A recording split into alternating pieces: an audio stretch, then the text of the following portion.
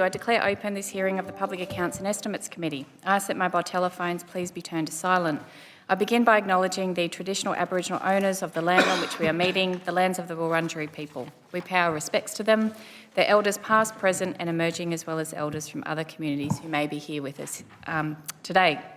On behalf of the Parliament, the committee is conducting this inquiry into the 2025-26 budget estimates. The committee's aim is to scrutinise public administration and finance to improve outcomes for the Victorian community. Stakeholders such as Tenants Victoria, VCOS, Housing for the Aged Action Group and Federation of Community Legal Centres have advocated to state government to introduce a rental fairness formula for rent increases. Have you received departmental advice on the introduction of a fairness formula? We're working exceptionally hard to make renting fairer in this state. And not only do we want to make renting fairer when it comes to dispute resolution, when it comes to minimum standards, when it comes to the 130 rental reforms we've increased, but we've also been working very hard to deal with the cost of renting as well. We've done that by funding. We've done that by funding a number of the organisations, probably all of them actually, that you have just outlined. Yeah, and I appreciate that. But specifically the model called a fairness formula. Have you been briefed on this? I actually, they're key stakeholders of mine, so I talk to those stakeholders all the time. But just on the cost of renting, because I think that's what your question is about, if you look at legislation that has passed the Parliament this year, we are actually banning all types of rental bidding. And we're banning all types of rental bidding because we absolutely don't believe that renters should be caught in a bidding war just to secure a home. I mean, that same piece of legislation has also increased the notice period for evictions and for rent increases from 60 days to 90 days. But crucially, when it comes to cost of living for renters specifically, next year we're introducing a portable rental bond scheme. And what that will mean is that renters will no longer have to fork out two lots of bonds concurrently, because at the moment, if you're paying a bond, which the average bond in Victoria is around $2,500, you'll be paying the bond number 2 before you've received bond number 1 back from the previous property.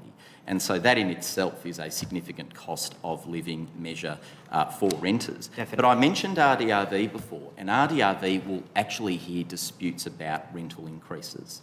And it will be doing that from day one of its start of operations. And it starts later this month. Thank you. And just specifically those groups that I mentioned that I think said you meet with, have they spoken to you about fairness formula model? Well, they talk to me about all manner of things concerning renters because they're key stakeholders. But I have regular meetings with all of them. We're always talking about cost of living measures for renters. In terms of rate capping, surely this is for you. Is the government currently considering reviewing that capping system to ensure it better reflects costs actually facing councils? That one is for me. In fact, the first brief I received when I became a minister was to approve the rate cap for this year. And of course, rate capping was introduced by our government back in 2016 to keep rates low, and it has done that. Prior to the introduction of rate capping, the average rate increase was more than 6%. This year I approved a rate cap of 3% on the advice of the Essential Services Commission. Rate capping is here to stay, especially in a cost of living crisis. Rate capping is here to stay. However, the mechanism does exist for councils to apply directly to the Essential Services Commission for a variation to the rate cap, and many have done that. In fact, the vast majority of councils who have actually applied for a variation have actually been granted the variation either in full or in part because they've put a compelling case forward. Just this year, recently, there were 2 councils who applied for a rate cap variation, and the Essential Services Commission granted both of those rate cap variations. I'll just reiterate, it is a decision of the Essential Services Commission, not me as Minister, but the answer to your question is that rate capping is here to stay, but I am mindful about financial sustainability of local governments. Following the inquiry into Victoria's recreational native bird hunting arrangements, the government committed to mandatory shooter education and proficiency testing by the 2025 season, noting existing hunters are still able to shoot birds having not done this training. The inquiry heard serious concerns about bird wounding. Can I ask, when will this testing be mandatory for all shooters? Thank you, Mr. Puglielli.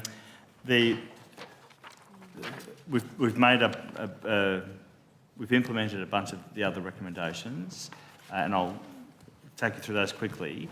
I got some sound advice about the proficiency training that we had to. It's not as easy as it sounds. So we're effectively doing a bit of a pilot to understand what that would mean with a group of hunters right now. At the conclusion of that pilot, we'll have some the information we need to be able to then take the next step in terms of educating all hunters. So that's why that was not part of the 2025 season arrangements. When you're saying not easy as it sounds, what do you mean by that? Well, proficiency training is practical training.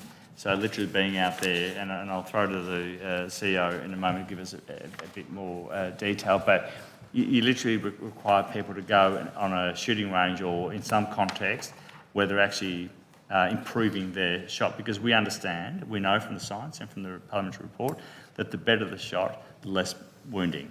Right. Can I just query though, should we expect this testing to be in place for the 2026 season? That's my expectation, but I would be prudent to wait for the outcomes of the pilot that the CEO is just taking you through. But can I just say, we haven't sat on our hands. The adaptive harvest model is in.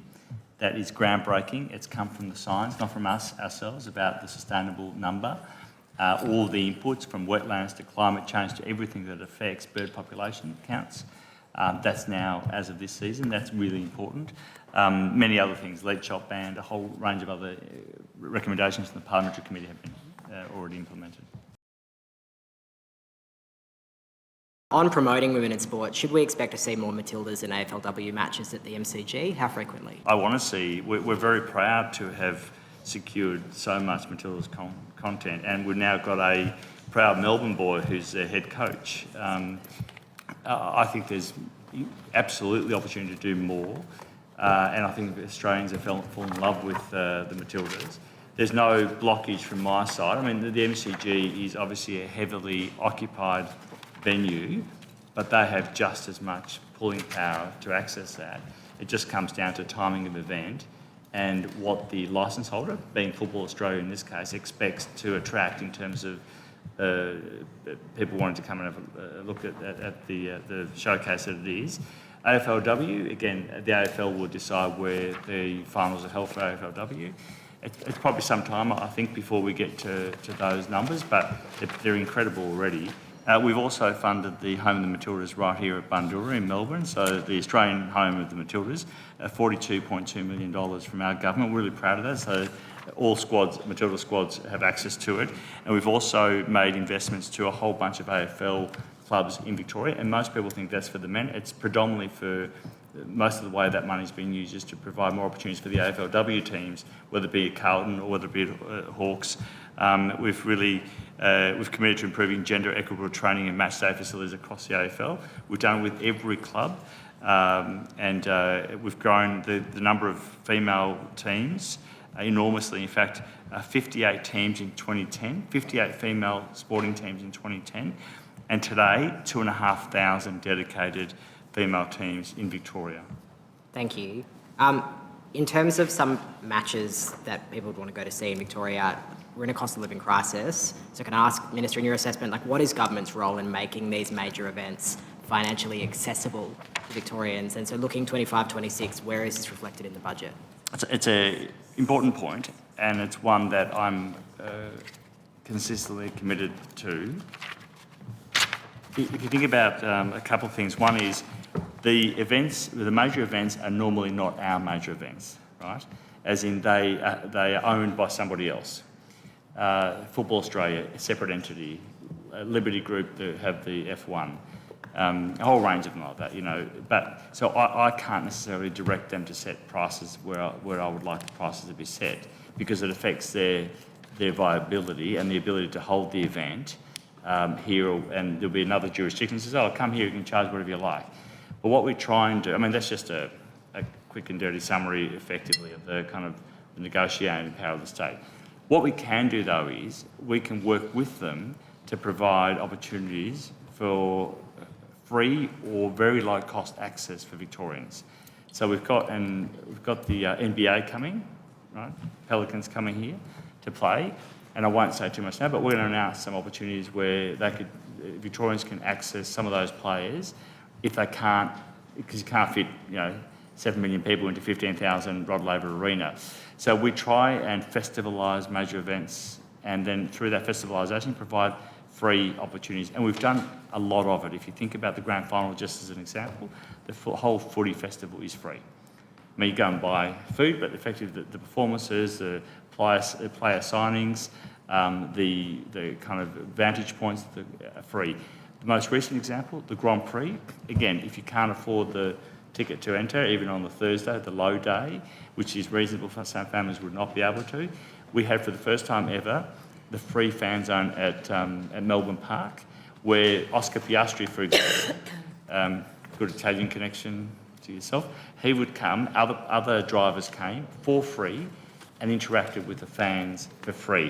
You didn't have to go. So I'm really conscious, as a Labor government, that we provide the opportunities for Victorians to access these major events. But by the same token, they have to be viable, the events, because they create an economic boost for thousands of jobs. Now, I understand Landcare put in a budget proposal for $12 million a year, and that they actually need an increase in their core funding just to keep the current facilitator program alive. Can I ask, did DECO recommend an increase in funding in its submission to Treasury, or did DECO recommend more of a business as usual funding approach? So clearly, this is not unusual, but DECO briefs me on a bunch of different things every day, but I can throw to them. But it's not unusual that there's an ask from anyone in civil society or outside of government, and that ask is not met in its entirety. I mean, that's probably reasonable when you're putting a budget together. But what I'm really proud of was we've continued the Landcare coordinated funding for effectively 3 years, 2028. Can we get a breakdown of Parks Victoria's total expected funding for this year as opposed to last year, including how much is expected to get from Parks and Reserves Trust or any other grants? And just on another matter, can I confirm annual funding for Trust for Nature will return to $1.325 million this year after falling to $1 million last year? Yes. I declare this hearing adjourned.